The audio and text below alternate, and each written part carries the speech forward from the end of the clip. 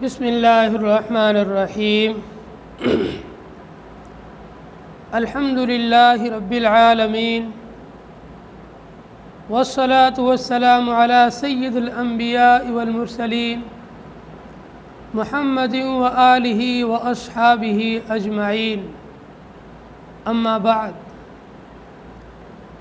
عن ابی ہریرہ رضی اللہ تعالی عنہ قال رسول اللہ صلی اللہ علیہ وسلم من قام لیلۃ القدر ایمانا واحتسابا غفر له ما تقدم من ذنبہ، رواہ البخاری۔ محترم سامعین کرام، رمضان المبارک کا رحمت والا مہینہ چل رہا ہے۔ اس مہینے کے اندر ایک مبارک رات آتی ہے جسے لیلۃ القدر کہتے ہیں، شب قدر کہتے ہیں۔ یہ رات بڑی فضیلت والی اور بہت ہی برکتوں والی رات ہے۔ اس رات کی عبادت کو اللہ تعالیٰ نے 1000 مہینوں کی عبادت سے افضل بتایا ہے۔ لیلۃ القدر خیر من 1000 شہر۔ لیلۃ القدر، شب قدر کی ایک رات کی عبادت 1000 مہینوں کی عبادت سے بڑی ہوئی ہے۔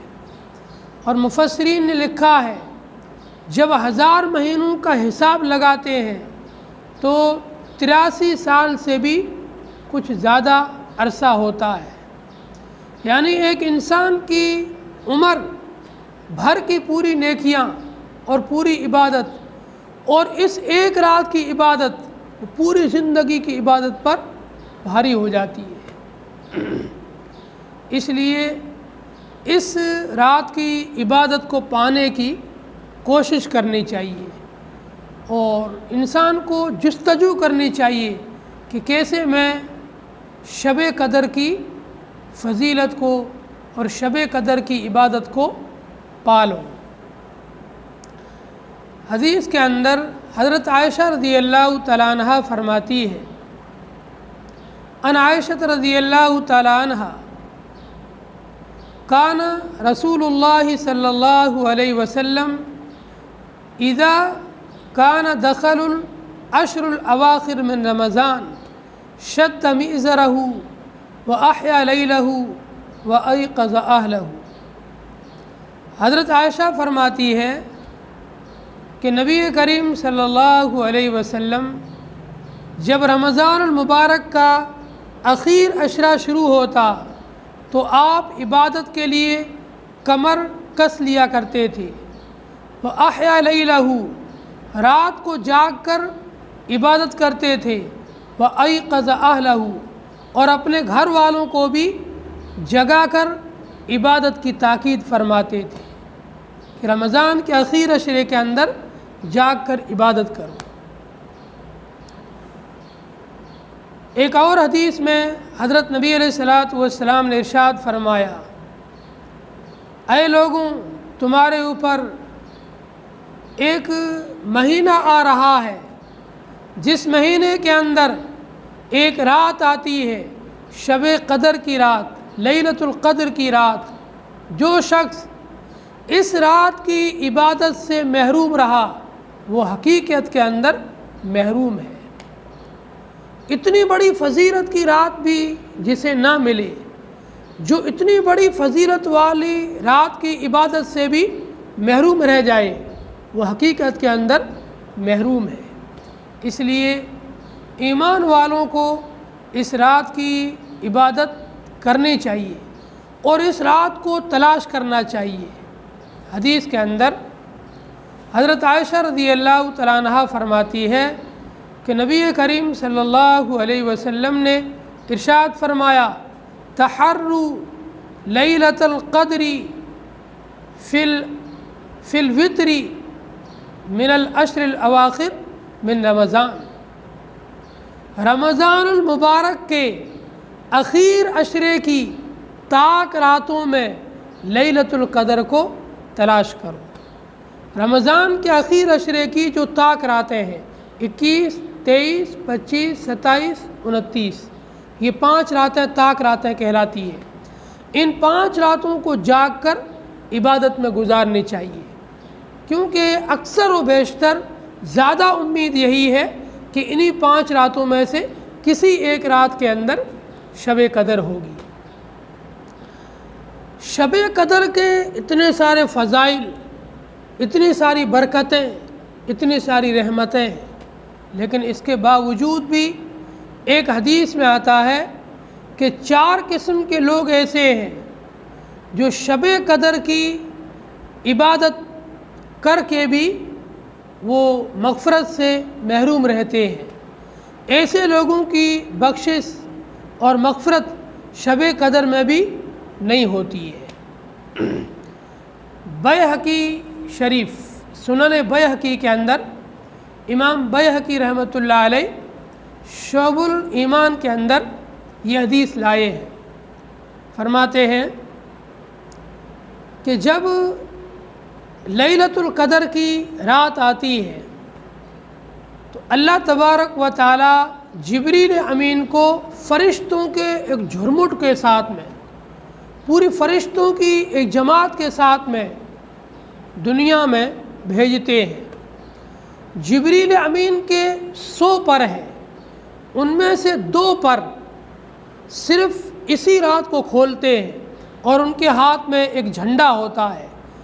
اس جھنڈے کو وہ بیت اللہ شریف پر گاڑتے ہیں، کھڑا کرتے ہیں اور پھر اپنے پروں کو کھولتے ہیں، مشرق سے مغرب تک پوری دنیا کو پروں کے نیچے ڈھانپ لیتے ہیں، اور پھر فرشتوں کو حکم دیتے ہیں، فرشتوں سے تقاضا کرتے ہیں کہ آج کی اس لیلۃ القدر شب قدر کی رات میں جو بھی مسلمان ایمان والا بندہ کسی بھی طریقے سے اللہ کی یاد میں لگا ہو، چاہے وہ نماز پڑھ رہا ہو، قرآن کی تلاوت کر رہا ہو، ذکر کر رہا ہو یا دعا مانگ رہا ہو، کسی بھی طریقے سے اللہ کی یاد میں لگا ہوا ہو، اس کے پاس جاؤ، اس کو سلام کرو، اس سے مصافحہ کرو اور اس کے لیے رحمت کی دعا کرو اور اس کی دعاؤں پر آمین کہو۔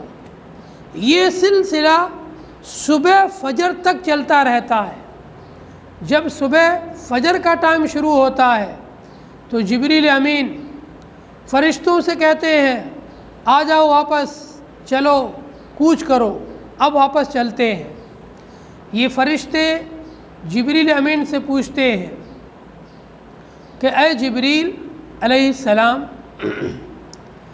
باری تعالیٰ نے احمد صلی اللہ علیہ وسلم کی امت کے بارے میں کیا فیصلہ کیا؟ جبریل فرماتے ہیں اللہ تبارک و تعالیٰ نے احمد صلی اللہ علیہ وسلم کی امت کے گنہ گاروں کو بخش دیا سوائے 4 لوگوں کے۔ ان کی بخشش اس رات بھی نہیں ہوتی ہے، ان کی بخشش اس رات بھی نہیں کی ہے۔ یہ 4 لوگ کون ہیں جو اتنے بڑے گنہ گار ہیں، اتنے بڑے بد نصیب ہیں، اتنے محروم القسمت ہیں کہ شب قدر کی رات بھی ان کی مغفرت نہیں ہوتی ہے۔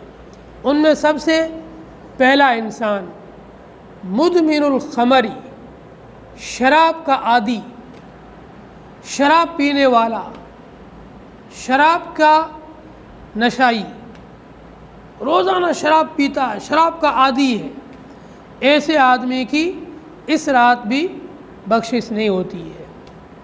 دوسرا عاق الوالدین، والدین کا نافرمان، ماں باپ کی نافرمانی کرنے والا، ماں باپ کے حکم عدولی کرنے والا، ماں باپ کی باتوں کو نہ ماننے والا، ماں باپ کو ستانے والا، ماں باپ کو ناراض کرنے والا، ایسا آدمی بھی اس رات میں بھی نہیں بخشا جاتا ہے۔ تیسرا قاطع الرحمی، رشتے ناتوں کو توڑنے والا، کوئی اپنے باپ سے ہی ناراض ہے، کوئی اپنی ممی سے ناراض ہے، کوئی اپنے بھائی سے ناراض ہے، کوئی اپنے تایا سے ناراض ہے، کوئی چچا اور ماموں سے ناراض ہے، کوئی خالہ اور پھوپھی سے ناراض ہے، کوئی کسی اور رشتہ دار سے ناراض ہے، پھوپھی ذات، ماموں ذات، چچا ذات، تایا ذات کسی سے ناراض ہے، تو ان ناراض ہونے والوں کی، رشتہ داروں سے تعلقات کو توڑنے والوں کی اس رات میں بھی بخشش نہیں ہوتی ہے۔ اور چوتھا انسان جس کی اس رات بخشش نہیں ہوتی ہے، مشاہن۔ صحابہ نے پوچھا یا رسول اللہ مشاہن کیا ہے؟ آپ نے فرمایا المصارم، دل کے اندر بغض اور کینہ اور حسد رکھنے والا، جو کسی کے لیے دل میں بغض رکھے، کینہ رکھے، عناد رکھے، تو اس گندگی کے ہوتے ہوئے اس آدمی کی بھی بخشش نہیں ہوگی۔ اس لیے خدا رہا اللہ کے واسطے اپنے دل کو بڑا کریں۔ اگر کسی نے آپ کا حق مارا ہے، آپ کا حق کھایا ہے، آپ کا حق دبایا ہے، آپ کو ستایا ہے، آپ کو ذلیل کیا ہے، آپ کو پریشان کیا ہے، آپ اس کو معاف کر دیں۔ اپنی آخرت کے لیے، اپنی آخرت کو سنوارنے کے لیے، اپنی جنت کمانے کے لیے آپ کا اس نے حق مار دیا، اب آپ اس سے ناراض ہو کر بیٹھ جاؤ گے تو دنیا تو آپ کی اس نے اجاڑی دی ہے، آپ کی دنیا تو اس نے برباد کر ہی دی ہے، اب آپ اپنے ہاتھوں سے اپنی آخرت کو برباد کر رہے ہو۔ اس لیے آپ دل کے اندر گندگی نہ رکھیں، دل میں میل نہ رکھیں۔ آپ کسی مسلمان کے اندر اگر شراب کی عادت ہے تو وہ شراب سے توبہ کر لے، پکی توبہ کرے۔ رمضان کا آخری عشرہ چل رہا ہے، قبولیت کی گھڑیاں چل رہی ہے، رمضان کا پورا مہینہ یہ قبولیت کا ہے۔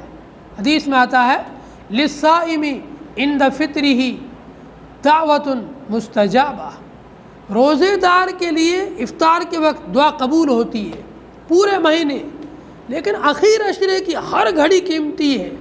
اس لیے ہم اگر مسلمانوں میں کوئی شراب پیتا ہے، شراب سے توبہ کر لے۔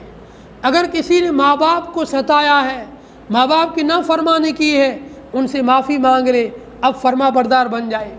اگر کوئی اپنے کسی رشتہ دار سے ناراض ہے، فون پہ یا اس سے گھر جا کر کے مل لے، اس سے معافی مانگ لے، معافی تلافی کر کے صلح کر لے اور راضی نامہ کر لے۔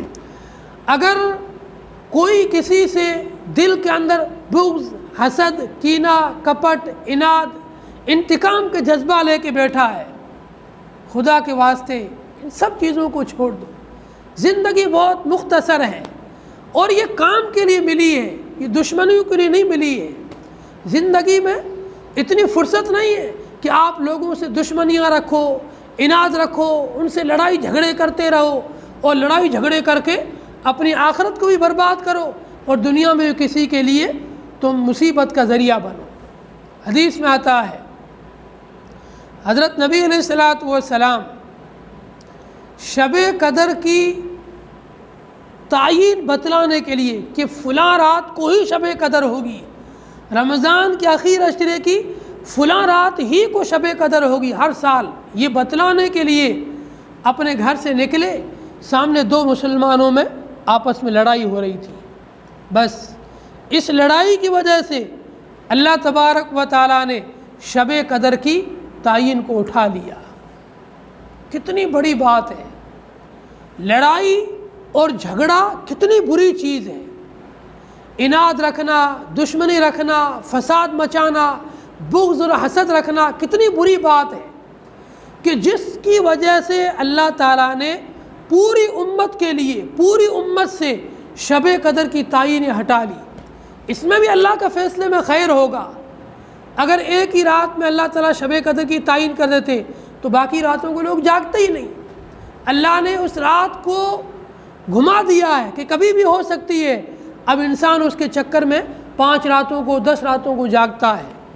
اس میں اللہ کے ہر فیصلے میں خیر ہے، لیکن حدیث کی روشنی میں آپ سمجھیں کہ جھگڑا کتنی بری چیز ہے، لڑائی کتنی بری چیز ہے، دشمنی رکھنا کتنی بری چیز ہے، عناد رکھنا کتنی بری چیز ہے۔